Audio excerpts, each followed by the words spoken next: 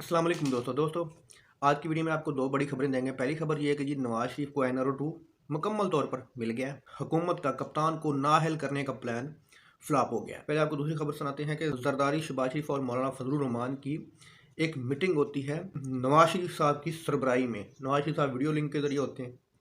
तो इस मीटिंग में ये फैसला होता है कि हर सूरत में, जब हर हरबा ये आजमा के देख चुके हैं, हर हरबे में ये नाकाम हुए, तो इन्होंने एक आखिरी फैसला किया ये इमरान खान को नाअहल करवाया जाए, उनकी पार्टी की सदारत ख़त्म करवाई जाए। लेकिन इमरान खान की परसों की प्रेस कॉन्फ्रेंस की वजह से, क्योंकि उन्होंने बहुत से इदारों के सरबराहान को कहा कि आपका क्या क्या काम है, उनको याद करवाया। उस प्रेस कॉन्फ्रेंस की वजह से तो जिन्होंने इमरान खान को नाअहल करना था, जिन्होंने इमरान खान की सदारत को ख़त्म करना था, तो उन्होंने जनाब इस इम्पोर्टेड टोले को नवाज शरीफ, जरदारी, शहबाज शरीफ और मौलाना फजलुर रहमान, तो उन्होंने कर लिया माजरत। इससे आगे मेरे पर चलते हैं, तो इससे आगे मैं नहीं जा सकता। इमरान खान को नाअहल करना या इनकी पार्टी की सदारत को ख़त्म करना मेरे बस में नहीं है, क्योंकि ये अदालतों का काम है इमरान खान को नाअहल करना, ना कि मेरा काम है। आप समझ तो गए होंगे मैं उसी बंदे की बात कर रहा हूँ जो तोशाखाना में इमरान खान को नाअहल करना चाहता था।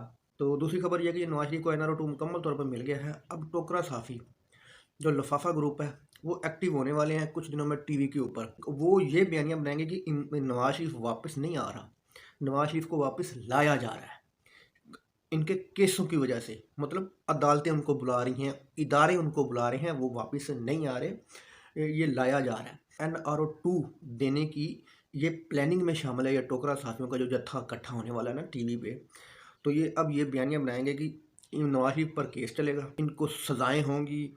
लेकिन ये सब कुछ बकवास है। पिछले 75 सालों से ये अवाम को बेवकूफ़ बनाते आए हैं, लेकिन अब इमरान खान ने अवाम की आंखें खोल दी हैं।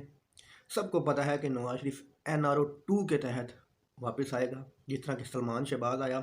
सलमान शहबाज का वापस आना इस बात की तसल्ली थी, कहीं इनको कुछ होता तो नहीं है, मतलब कोई अदालतें तलब तो नहीं करती या कोई इदारा उनको उठाता तो नहीं है। ये वापस आना सलमान शहबाज का, एक चोर का, तो पिछले चोरों को तसल्ली दी गई है कि आगे रास्ता क्लियर है।